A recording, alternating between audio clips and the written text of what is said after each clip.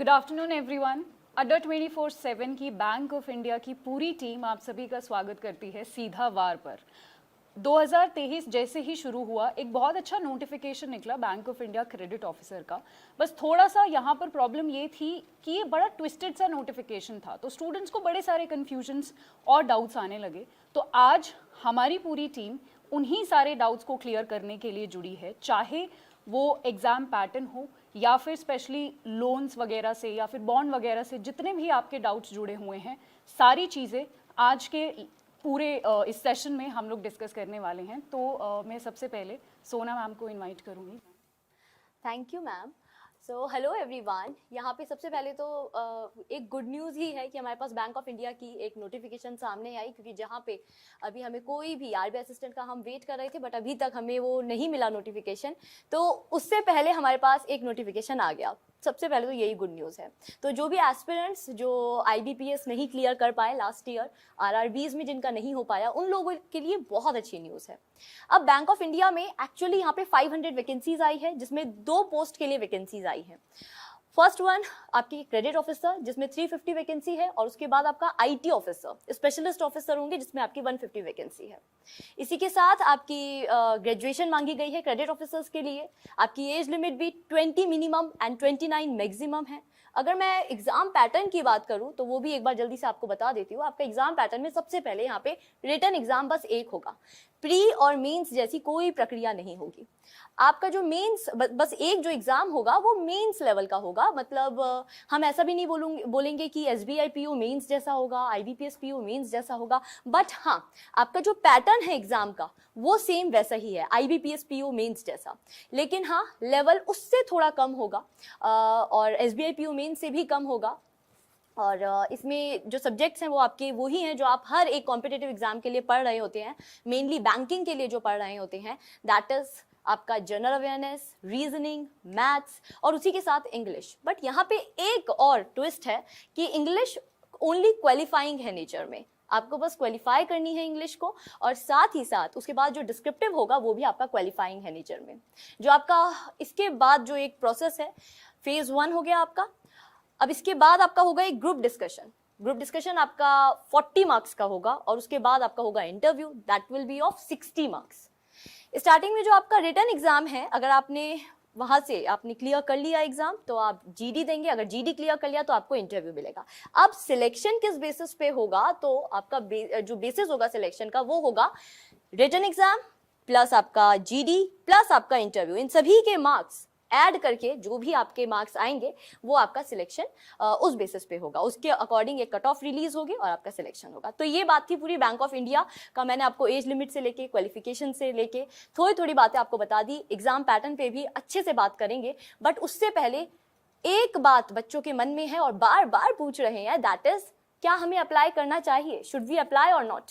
तो इस पे आज हम डिस्कशन करने वाले हैं, जैसे पिंकी मैम ने बोला, और शायद मैंने थोड़ा बड़ा कर दिया, बट बच्चों को ये बताना भी बहुत ज़रूरी था जो हमारे साथ जुड़े हैं कुछ नए बच्चे, कि ये नोटिफिकेशन किस बारे में और हम किस बारे में डिस्कशन करने वाले हैं। तो चलिए स्टार्ट करते हैं। एंड सबसे पहले मैं वैभव सर से पूछना चाहूँगी। वैभव सर, आपको क्या लगता है, क्या हमें अप्लाई करना चाहिए या नहीं?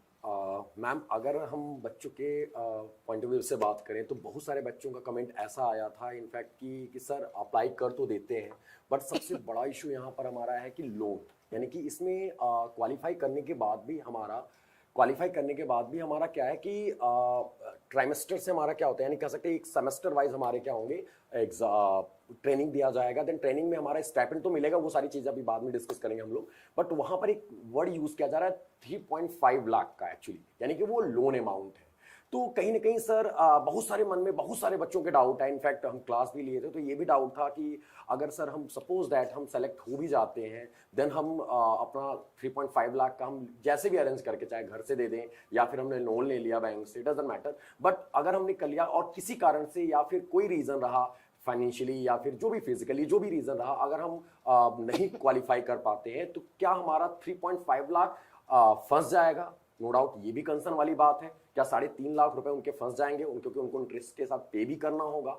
और बैंक ने ये बोला है बाद में कि हमने पे करेंगे, हम उसको आफ्टर 5 इयर्स उसके ऊपर भी आएंगे, 5 साल के बाद हम लोग को पे किया जाएगा, बैंक ने बोला इनफैक्ट, वो अच्छी बात है। बट बच्चों का सबसे बड़ा कंसर्न है, 5 साल तो बहुत आगे है बहरहाल, कि हम अगर नहीं सेलेक्ट होते हैं तो क्या होगा। तो उस चीज के लिए बहुत सारे पैनल है हमारे साथ, उसके ऊपर भी डिबेट होगी। अभी हमारे साथ सर भी हैं, वीर सर हैं, तो उनसे भी बात करेंगे, हम सीधे लेके चलेंगे उनके ऊपर कि क्या सर ये सही होगा। अगर है तो नो डाउट ऑफ कोर्स ये बात है, जॉब तो बहुत अच्छी है, बट हमारे कंसर्न से एक मिडिल क्लास फैमिली के लिए 3.5 लाख इट्स मोर, यानी बहुत ज्यादा है एक्चुअली। तो हम चलेंगे बहुत वीर सर ज्यादा के है। पास। एग्जैक्टली वीर सर। सर देखिए, पॉइंट ऑफ डिस्कशन जो है वो आपने जैसे लोन से स्टार्ट किया है, तो कहीं ना कहीं बच्चों के मन में एक पॉइंट तो आ रहा है कि सर लोन हमारे ऊपर जबरदस्ती एक डाला जा रहा है कि हम एक जॉब तो ऑफर कर रहे हैं बट कहीं ना कहीं लोन एक, और एक और कंसर्न आ रहा है बच्चों के मन में कि सर 5 साल, मतलब अगर देखिए It's a आप long एक time. ऑनेस्टली आप, मैं थोड़ा सा डिफरेंट पर्सपेक्टिव से इस पे बात करूंगा कि देखिए आपको जो अपॉर्चुनिटी मिल रही है वो एक सरकारी नौकरी की मिल रही है, बैंक ऑफ इंडिया एक सरकारी जॉब आपको देने वाला है। अब कौन बच्चा है जो सरकारी जॉब को 5 साल से पहले छोड़ना चाहता है?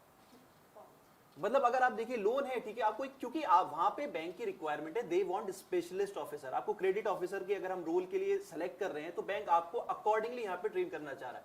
क्यों अब सर अगर मैं करेक्ट हूं तो ये जो रिक्रूटमेंट है स्पेसिफिकली ये शायद first time bank of India ने क्रेडिट ऑफिसर का इस तरह से लिया। इस तरह से इसके पहले सर मेरे को याद है, मैंने लास्ट टाइम पे भी मैंने क्लास लिया है बैंक ऑफ इंडिया का, इनफैक्ट बहुत अच्छा एक्सपीरियंस रहा, बट किसी कारण से वो एग्जाम डिले हो गया था, डेट आके फिर वापस से आगे बढ़ गया, एक्सटेंड हो गया। मेरे को याद है उस समय सर, आपको याद होगा तो उसमें प्रोफेशनल नॉलेज भी पूछा गया था, आपने जानते होंगे तो।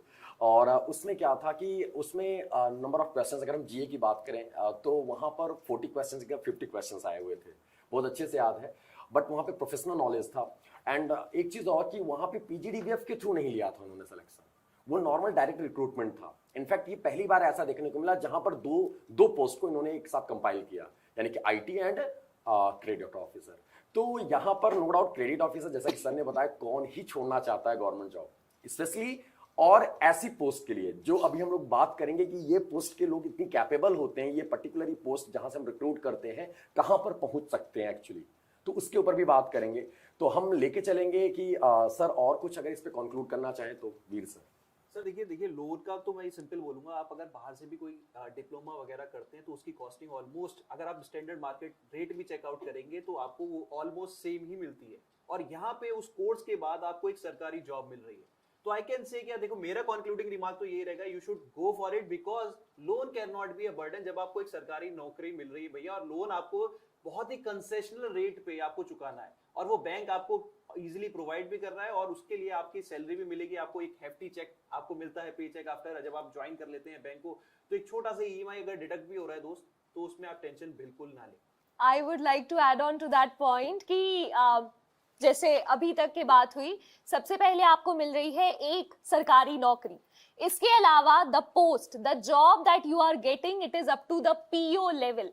I would like to add one more thing in this discussion, as my fellow panelist has mentioned that it's a course that you are getting enrolled into. तो याद रखिए, PGDBF makes you a technocrat, and by using the word technocrat, I would like to explain it a little more कि it gives you a little bit of power to function in the bank. इसके अलावा आपकी technical knowledge जो होती है of how to function in a bank, ये भी strong होगी.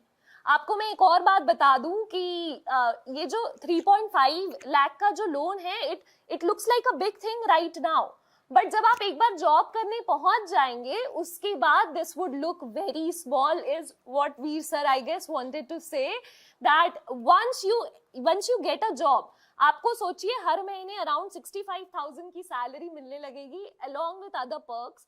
तो उसके बाद this would look very small. Apart from that, they have also this thing in their notification itself कि if you continue the job for straight away 5 years, तो फिर आपको ये जो अमाउंट है लोन का वो रिबेट भी हो जाएगा. देखिए एक और बात आपको जो यहाँ पे समझना होगा वो ये है कि एज, आप अगर मान लीजिए आप फ्रेशर हैं तो उस कंडीशन में आप एक क्लर्क में अगर जाते हैं, सपोज करिए आप किसी बैंक में क्लर्क बनते हैं, तो इसका जो प्रमोशनल लेवल है ये एक पॉइंट तक के आप सिर्फ एजीएम या एक सर्टेन डिग्री तक के ही बढ़ सकते हैं. But even as a fresher आप यहाँ पे जाते हैं तो आपको एक post graduate diploma in banking and finance मिलेगा। याद रखिए IIM जो कोर्स करवाता है ना, उसका नाम भी post graduation diploma in management है। तो ये कंफ्यूजन में बिल्कुल मत आना कि ये तो है तो डिप्लोमा, नहीं। याद रखना IIM which is the best institute of management, वो भी पोस्ट ग्रेजुएशन डिप्लोमा ही देता है। तो ये कुछ चीजें जो आपको याद रखनी चाहिए। इसके अलावा मान लीजिए आप थोड़ा टाइम हो चुका है आपको प्रिपेयर करते हुए, you have spent enough amount of time, let's say 6 months, let's say 1 year, या फिर लास्ट जो हमारा साइकिल हुआ था एग्जाम का, उसमें आपने कुछ एग्जाम दिए जहां पे आपका एग्जाम जो है अनफॉर्चुनेटली किसी रीजन के कारण क्वालिफाई नहीं हो पाया। So this is an added advantage I would say. I would invite Pinky ma'am to add on to that. तो एक और चीज़ यहाँ पर ऐड करनी है कि जैसा कि इस पोस्ट का नाम ही है ना क्रेडिट ऑफिसर, मुझे लगता है कि बैंक का जो कोर फंक्शनिंग होती है ना, वही यही होती है कि लोन प्रोवाइड करना है, राइट। तो इस पोस्ट में एक और बहुत अच्छी चीज़ है कि इसमें ना ग्रोथ बहुत ज़्यादा है, क्योंकि कोर फंक्शनिंग में आपको जो है ये अपॉर्चुनिटी मिलेगी काम करने की। तो ग्रोथ पर्सपेक्टिव से भी अगर हम देखें तो उसमें भी हमारे लिए जो है बहुत ज़्यादा और बहुत अच्छी अपॉर्चुनिटी है, राइट सर। हम यहाँ पे आप सभी पैनलिस्ट ये पूछना चाहेंगे, जैसे कि हम थोड़ा नेगेटिव प्रोस्पेक्ट की ओर जाएंगे, थोड़ा ध्यान आकर्षित करेंगे, उसको बोलना है कि जैसे कि मैम ने बोला कि चलो ठीक है सारा कुछ अच्छा है कि हम नॉर्मल क्रेडिट ऑफिसर बनते हैं। तो मेरा क्वेश्चन यहाँ पर ये है कि ताकि बच्चों के पॉइंट ऑफ व्यू से हम ये पूछ रहे हैं, ठीक है, कि अगर हम पीओ क्यों ना ज्वाइन कर लें। अगर हम फ्रेशर हैं, मेरी एज है 20 साल से 29 साल, हम फॉर्म फिल कर सकते हैं, तो हम पीओ क्यों ना ज्वाइन करें। हम क्रेडिट ऑफिसर में 3.5 लाख रुपए क्यों देने जाएं, या फिर अगर हम सपोज दैट हम दे भी देते हैं तो हम मेरे पास टाइम है, मेरे पास एज है, तो हम इतना करने, यानी कि हम सपोज दैट बहुत सारे लोग होंगे, बहुत सारे, ये कैंडिडेट के पॉइंट ऑफ व्यू से बोल रहे हैं हम, कि अगर मेरे पास एक कैंडिडेट थे, उनको ये कहना था कि सर मैंने बीटेक किया, मेरे बीटेक में approx 7 to 8 lakh normal college से किया था, तो 7 से 8 लाख रुपए लग गए। पापा उसमें भी गाली दे दी मेरे को कि तू कर ले, नहीं नौकरी नहीं करेगा, यूजफुल नहीं होगा, फ्रूटफुल नहीं होगा, तो समझ लेना तुझे पैसे वापस करने पड़ेंगे। चलो समझ में आता है। दूसरा पॉइंट क्या है कि अगर हम लोग 3.5 लाख वापस से दे, अगर सपोज दैट प्रोसेस लंबा, क्योंकि जो हम लोग एक मिडिल फैमिली से बिलोंग करते हैं सर, और अगर हम टाइम पे हमारे पेरेंट्स को ये नहीं लगता कि अगर हम जॉब करने के बाद हम सेलेक्ट भी हो गए कि इतने करने के बाद देन हमको 1 साल टाइम दो, फिर थोड़ा लंबा प्रोसेस होगा, फिर हमको 5 साल का वेट करना पड़ेगा कि पापा पैसा मिल जाएगा आपको। ये चलो समझ में आता है कि सैलरी अच्छी है, लेकिन पीओ में क्या है कि हमारा विद इन 7 to 8 मंथ में हम ज्वाइन कर लेंगे। तो हमारा पीओ बेटर होगा कि Bank of India credit officer. Sona ma'am and Veer sir. Okay sir, ma'am पहले आप कुछ ऐड करना चाहेंगे फिर? यस। जो सर ने बोला है कि डायरेक्ट हम जो IBPS, देखिए बैंक में हम सभी को पता है 3 तरीके से हमारे रिक्रूटमेंट हो रहे हैं। एक होता है IBPS के थ्रू, एक होता है SBI के थ्रू और एक RBI के थ्रू। जो IBPS के थ्रू है, अब सर ने एक क्वेश्चन पूछा कि IBPS के थ्रू क्यों ना चले जाऊं मैं, क्योंकि हम सभी को पता है 1 अप्रैल को हमारा रिजल्ट आ जाता है। अगर RRB की बात करूं तो 1 जनवरी को आ जाता है, मतलब विद इन 6 मंथ्स हमारा अलॉटमेंट हो जाता है किसी बैंक में। अब यहाँ पे ये एक बड़ा प्रोसीजर चल रहा है, यहाँ पे हमें लोन भी लेना पड़ रहा है। तो मैं ये बोलूँगी कि अगर आपका सिलेक्शन थ्रू IBPS हो रहा है तो इससे बढ़िया बात ही क्या है, इससे तो फिर कुछ है ही नहीं और बढ़िया। आप डायरेक्ट सिलेक्शन हो रहा है, आप बैंक में जा रहे हैं। लेकिन सर ने जब बोला कि भाई मैं तो पीओ बनूंगा, भाई वो ही तो नहीं बन पा रहे हैं। इसलिए मैं उन सभी स्टूडेंट्स को बोलूंगी जिनकी 25 प्लस एज हो चुकी है, सबसे पहले तो आपको सेकंड थॉट रखना ही नहीं है, आपको तो जरूर ये फॉर्म फिलअप करना है। दूसरी चीज, जो फ्रेशर्स हैं उन्हें भी मैं बोलूंगी एज अ फ्रेशर भी आपको जाके जरूर देना है एग्जाम, क्योंकि मैं आपसे ये नहीं सुनना चाहती मैम हमने तो कभी कोई एग्जाम ही नहीं दिया। आपके पास एक एक्सपीरियंस होना चाहिए, आपके पास एक अनुभव होना चाहिए, वो अनुभव हमेशा काम आएगा आपको। अगर एक बात बताइए, अगर आपका सिलेक्शन हो भी गया, मुझे ऐसा लगता है एज अ स्टूडेंट, अगर मैं 21 साल की हूँ, मैंने स्टार्ट किया अभी प्रिपरेशन और मुझे लगा कि यार मुझे ये देना चाहिए, मैं गई, क्योंकि एक उसका जो पैटर्न है दैट इज मतलब सेम है आपका IBPS PO मेंस जैसा। मैंने वो एग्जाम दे दिया, उसके बाद GD क्लियर कर दिया। वैसे ये बड़ी बात होगी पूरा क्लियर करना भी, आपको पूरी एड़ी चोटी का जोर लगाना होगा, बहुत हार्ड वर्क करना होगा और फिर ये जॉब लगेगी। तो आपको पहले आपको एक रिटर्न, फिर GD, फिर इंटरव्यू, समझ लो आपका सिलेक्शन हो गया। फिर आपके पास चॉइस होगी ना, आई हैव अ चॉइस ना, मुझे ज्वाइन करना है या नहीं करना है। अगर आपको ज्वाइन करना है तो आप ठीक है जाइए। अगर आपको लग रहा है कि आने वाला जो IBPS है उसमें मेरा शायद आपको ऐसे रिस्क सा लग रहा है कि यार होगा कि नहीं होगा, मैं कॉन्फिडेंट नहीं हूँ, तो फिर आप जाइए, क्योंकि गवर्नमेंट जॉब है। ओवरऑल आप एक साल बाद एक गवर्नमेंट एक बैंकर होंगे, आप एक गवर्नमेंट बैंक में एज ए एम्प्लॉय वर्क कर रहे होंगे। तो ये एक यही हमारा सपना है। एंड एक और बात सर ने बोली थी दैट आई थिंक मैम ने बोली थी कि 5 लाख के बाद, मतलब 5 साल के बाद, सॉरी 5 इयर्स के बाद हमें वो जो हमने जो भी लोन लिया था और जो हमने बैंक को दिया था वो हमें वापस मिल जाएगा। अगर हम 5 साल का बॉन्ड उनके साथ, मतलब कि 5 साल अगर हम उस बैंक में वर्क करते हैं तो हमें वो वापस मिल जाएगा। मैं जितने स्टूडेंट्स को जानती हूँ अपने, one is in bank of Baroda PGDBF, उनका आई थिंक 2018 में उनका हुआ था, वो अभी तक उस बैंक में है and she is very happy right now. ठीक है, 25 आई थिंक उनकी एज थी उस टाइम। एंड उसी के साथ एक मैं एक और को जानती हूँ, he is also in bank of Baroda, उनका उनसे पहले हुआ था और वो भी अभी उसी ही बैंक में है। तो मुझे ऐसा लगता है कि अभी तो मुझे सेटिस्फैक्ट्री लग रहा है। फॉर्म तो ज़रूर फिलअप करना चाहिए।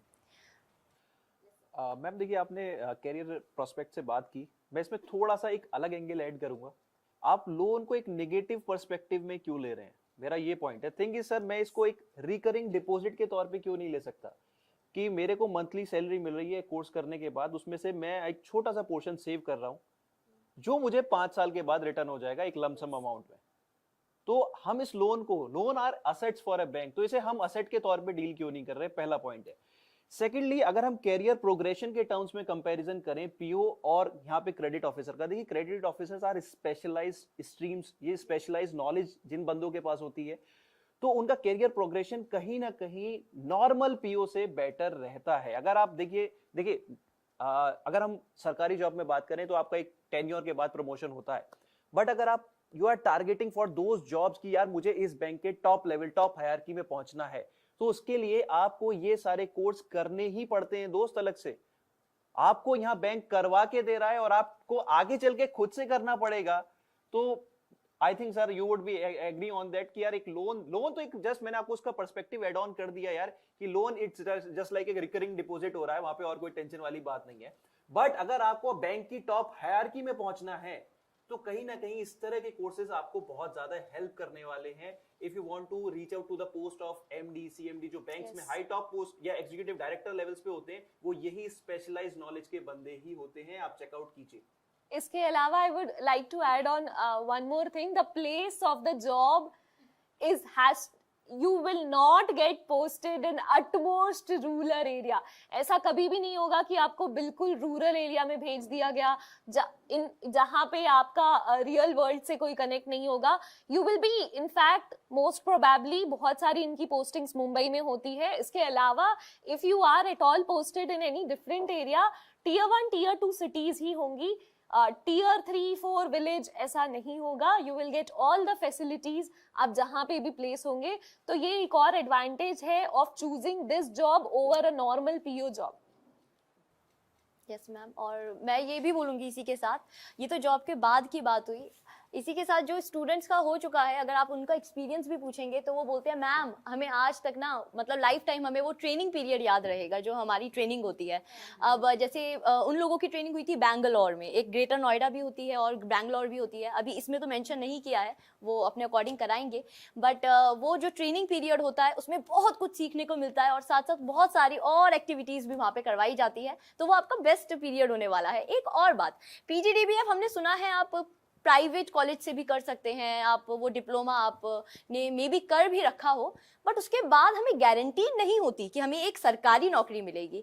और अगर कोई प्राइवेट नौकरी मिलती भी है, कोई प्राइवेट जॉब मिलती भी है, तो उसकी जो सैलरी होगी ना वो बहुत कम होती है, आपको पता ही है। मतलब रेयरली ऐसे कुछ लोगों का होता होगा कि अच्छे पोस्ट पे, मतलब कि या अच्छी सैलरी पे वो उनकी हायरिंग हो जाया करती होगी। लेकिन यहाँ पे आपको 1 साल बाद आप बैंक ऑफ इंडिया में होंगे as a credit officer, as an IT officer होंगे, तो ये भी एक अच्छी बात है। यस सर, आप क्या बोलना चाहेंगे? नहीं मैम, मैं टोटली आपके पॉइंट से एग्री करता हूँ। और एक और चीज है, देखिए जो क्रेडिट ऑफिसर, ठीक है, एक मन में एक और डाउट आता है जो एक जनरल थोड़ा सा क्रिटिसिज्म के तौर पे भी बच्चे डिस्कस कर रहे थे, तो मेरे को एकदम स्ट्राइक किया कि सर जब मेरा इसमें एनरोलमेंट हो जाएगा तो मेरे को एक एग्रीमेंट साइन करना पड़ेगा, 3 साल का सर्विस एग्रीमेंट। तो क्या अगर मैं किसी और जॉब के लिए ट्राई कर सकता हूँ क्या? तो एक ये पॉइंट ऑफ कंटेंशन है। वैभव सर, इस पे आप कुछ ऐड करेंगे? सर एग्जैक्टली हम यही सोच रहे थे, आप लोगों का जब स्टेटमेंट सबका आ रहा था तो हम उसमें गुणा गणित करके क्वेश्चन निकाल रहे थे कि क्या अभी काउंटर कर सकते हैं। एग्जैक्टली एक्चुअली आपने देखा होगा बॉन्डिंग्स, जिसको हम लोग बोलते हैं बॉन्ड साइन करना।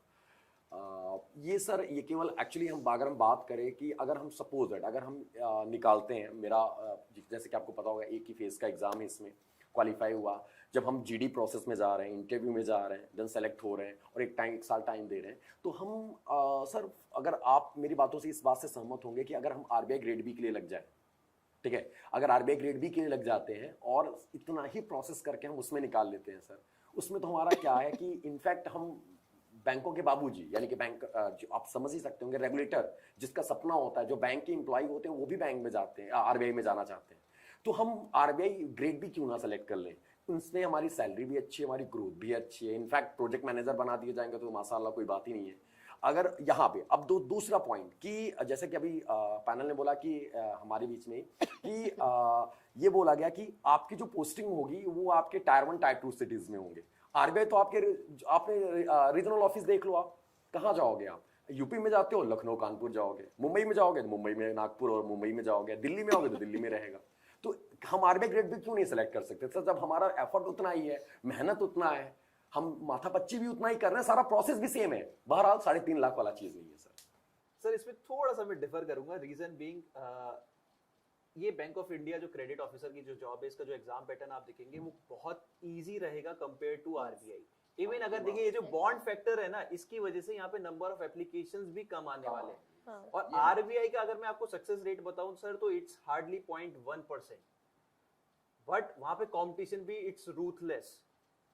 Top IIT graduates, top IIM graduates या किसी भी स्ट्रीम के जो टॉप ग्रेजुएट्स होते हैं, they are UPSC aspirants are there. But यहाँ पे क्या है, हमारे वो लेवल का कंपटीशन बिल्कुल नहीं होने वाला।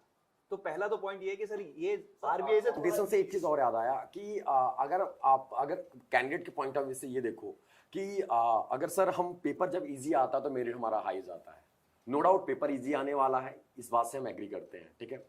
बट अगर मेरिट हाई जाएगा, जैसे सर आरबीआई असिस्टेंट की बात करेंगे वीर सर, यहाँ पे आरबीआई असिस्टेंट का पेपर बहुत इजी आता है, निहायत इजी आता है, और आपको पता हो सर आउट ऑफ 100 मेरिट कितना जाता है, आपके मुझसे सुनना चाहते हैं 90 प्लस।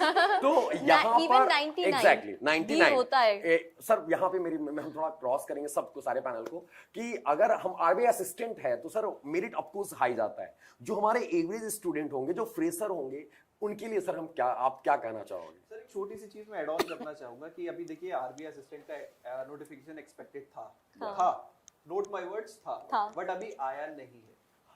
अभी मैं खाली हूँ सर, सपोज मेरे पास कोई जॉब नहीं है, as a fresher I am looking for a job, मेरे पास एक जॉब अपॉर्चुनिटी जो मुझे सामने नजर आ रही है, एंड देन एक वो पुरानी कहावत है ना sir, one in hand is better than one in the Bush. तो आपके सामने एक अच्छा नोटिफिकेशन आया हुआ है जो आपको एक अच्छी करियर अपॉर्चुनिटी दे सकता है।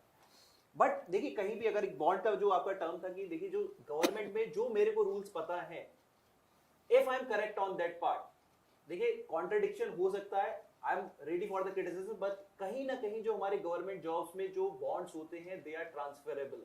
तो मे बी अगर मैं शायद आरबीआई ग्रेड बी अगर सेलेक्ट हो जाता हूं तो that bond will be transfer to the RBI if I am correct on this part, क्योंकि bonds are transferable in the government job, वो एक ऑर्गेनाइजेशन से दूसरे में ट्रांसफर हो जाते हैं।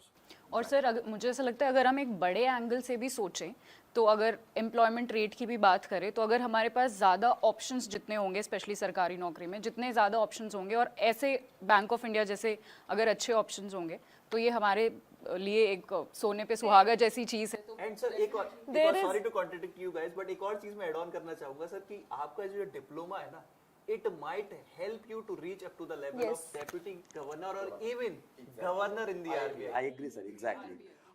बट सर अब यहाँ पे सोना मैम ने बोला था, मेरा हम आज आप लोग सोच रहे होंगे सर इतना खोद क्यों निकाल रहे हैं। एग्जैक्टली एक्चुअली ये बहुत हम यहाँ पर जब हम आपको जो भी मेरे भाषा बोली जो आपको दिख रहा है एक्चुअली कैंडिडेट के पॉइंट ऑफ व्यू से है। हाँ, तो यहाँ पर मेरा ये कंसर्न है कि अगर आपने बोला सर जीबीओ यानी कि जनरल बैंकिंग ऑफिसर, अभी इसके पहले मैंने भी क्लास लिया था, मैंने इनफैक्ट अभी बहुत जेबीओ की क्लासेस लिए, बहुत सारे सिलेक्शंस भी हुए इनफैक्ट कैंडिडेट के। तो अगर हम जीबीओ जाते हैं सर तो हमारा आरआरबी जीबीओ बैठा हुआ है, आरआरबी स्केल 2 स्केल 3 की बात करें सर, या फिर हम स्पेशलिस्ट ऑफिसर आईबीपीएस में क्यों ना चले जाएं कि हमारा सर उससे ज्यादा फैसिलिटीज भी अवेलेबल होंगी, ठीक है। और हम पीजीडीबीएफ के लिए क्यों जाएंगे यहाँ पर, केवल पीजीडीबीएफ। अब यहाँ पे ये बात को हम पहले से बता दें आपको कि आपको ये स्टेटमेंट नहीं यूज करना कि सर हमारे पास अभी ऑप्शन नहीं है, तो अभी जो ऑप्शन पहले है उसको पहले हम टैकल कर रहे हैं। लेकिन अगर हम इससे कंपेयर करें सर कि हमारे पास स्केल 2 स्केल 3 आरआरबी में अवेलेबल है, हमारे पास आईबीपीएस एसओ अवेलेबल है, तो हम सर पीजीडीबीएफ ये सूटेबल होगा सर हमारे लिए। सोना मैम वीर सर स्पेशली। मुझे सबसे पहले यही लगता है कि अभी जैसे आप बोल रहे हैं हमारे पास ये है एक्चुअली अभी किसी बच्चे के पास वो है ही नहीं। अगर होता तो वो अभी बैंक में होते। तो आईबीपीएस एसओ भी अभी गया है हाल ही में, आप सभी को पता है, दिसंबर में हुआ था उसका एग्जाम। उसके साथ आपका IBPS PO, IBPS clerk, RRB, GBO का हमने पढ़ाया भी था लगातार उसे, तो जीबीओ का भी एग्जाम जा चुका है। आपका आरआरबी पीओ क्लर्क का भी जा चुका है, नहीं हुआ। और कुछ बच्चे 2-3 साल से लगातार, 2-3 तो मैं फिर भी कम बोल रही हूँ, कुछ बच्चे 4-5 साल से लगातार कर रहे हैं, नहीं हो रहा है। देन गो फॉर इट ना, इसके लिए जाइए आप। क्यों? अब जो सामने है, जब आपको अभी पता ही नहीं है कि यार मैंने इस साल दिया, समझ लो इस साल आपने फिर से दिया, आरआरबी दिया, आईबीपीएस दिया, नहीं हुआ, अगले साल के लिए आप तैयारी करोगे फिर। और जिसका कुछ मुझे पता भी नहीं है, इस साल चलो हम बच गए एनआरए सीईटी से, अब अगले साल क्या होगा नहीं पता, इसलिए हम बार बार बोलते हैं 2023 सिलेक्शन ईयर होना चाहिए। आपका सिलेक्शन होना है तो इसी साल होना है, किसी भी हाल में।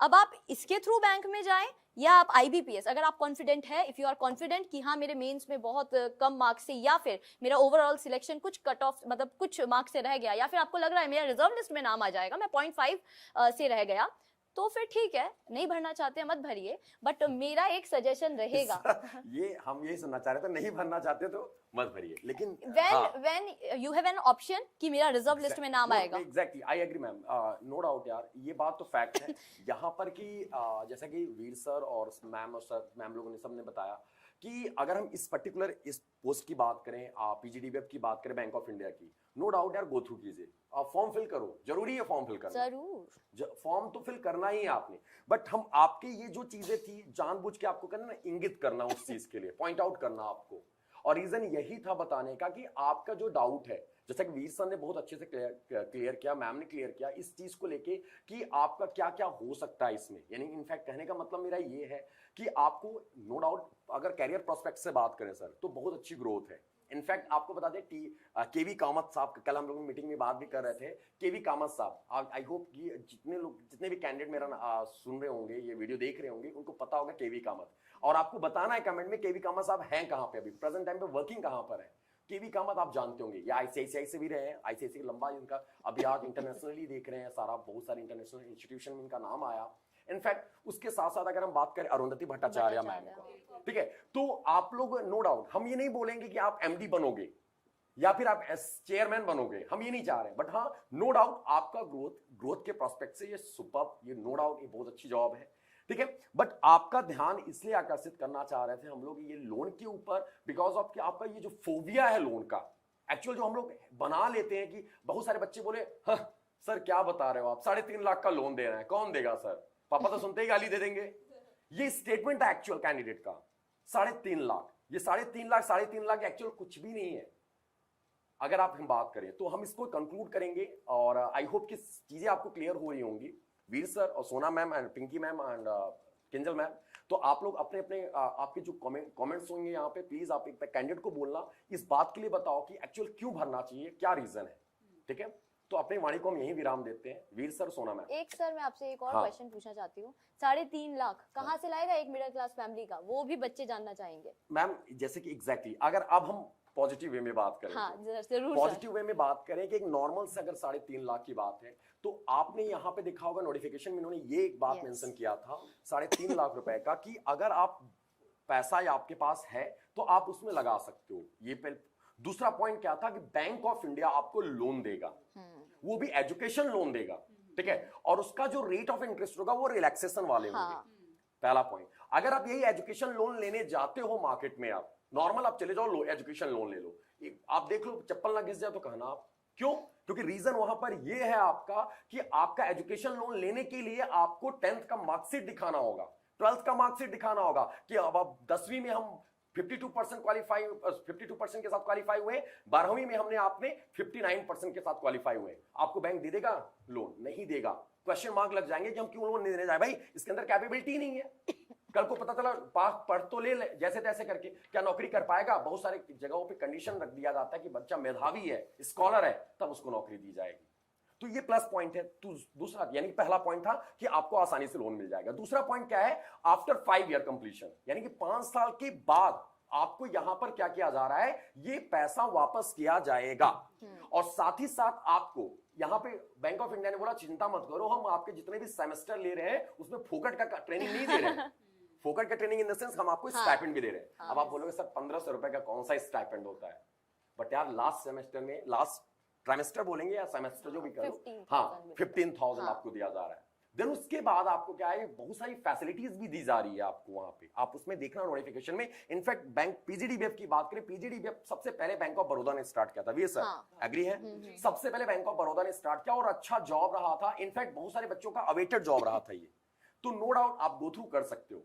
तो ये प्लस पॉइंट है नॉर्मल लोन की कंपैरिजन अगर हम बात करें। अगर आप कैपेबल हो, अगर आपने क्वालिफाई किया, तो हम तो बोलेंगे आप इसको तोड़ देना है बिल्कुल, ठीक है। अगर क्वालिफाई कर ले रहे हो तो आपको जीडी भी निकालना है, इंटरव्यू भी निकालना है, क्योंकि वहीं पर आपका क्लियर हो जाएगा। ऐसा नहीं है कि आप क्वालिफाई करते ही जीडी के जाने के लिए पहले आपसे पैसा ले लिया जाएगा, बिल्कुल भी नहीं।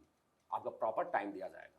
तो सर एक लाइन में अगर मैं इसको समराइज करना चाहूँ, तो अगर जितने भी व्यूअर्स हमें सुन रहे हैं, ऐसी बहुत हाई पॉसिबिलिटी है कि क्योंकि ये थोड़ा सा कंफ्यूजिंग और थोड़ा सा ट्विस्टेड सा नोटिफिकेशन है, तो हो सकता है बहुत सारे स्टूडेंट्स इस फॉर्म को ही ना भरें।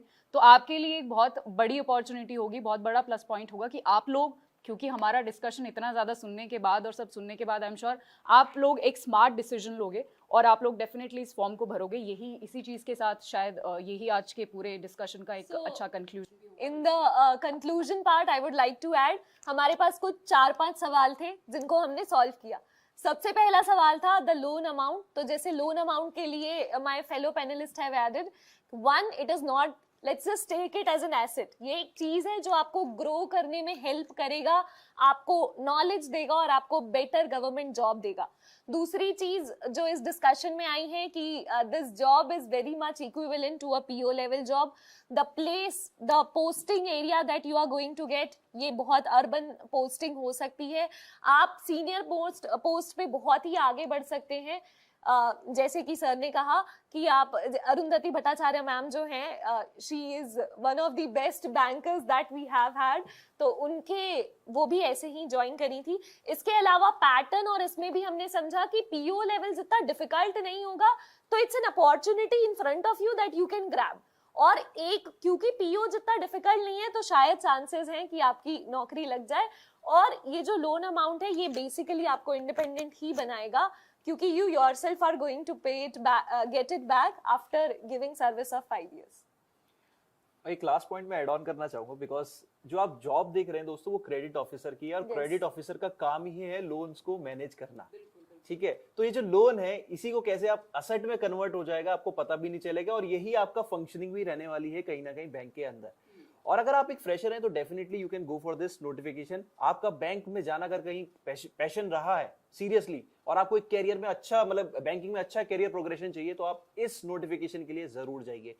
अगर मैं लास्ट में एक अगर जरूर ऐड करूंगा, अगर आपको यूपीएससी एस्पिरेंट है, you are just looking for a backup, so then थोड़ा सा आप अवॉइड कर सकते हैं। बट कहीं ना कहीं फ्रेशर के लिए this could be one remarkable journey in the banking sector. Thank you. IT में जितने ले ऑफ हो रहे हैं ना, आईटी में इतने ले ऑफ हो रहे हैं, बाकी की इंडस्ट्री में इतने ले ऑफ हो रहे हैं, अगर इस टाइम में आपके पास अपॉर्चुनिटी है to get a job, so just get a job.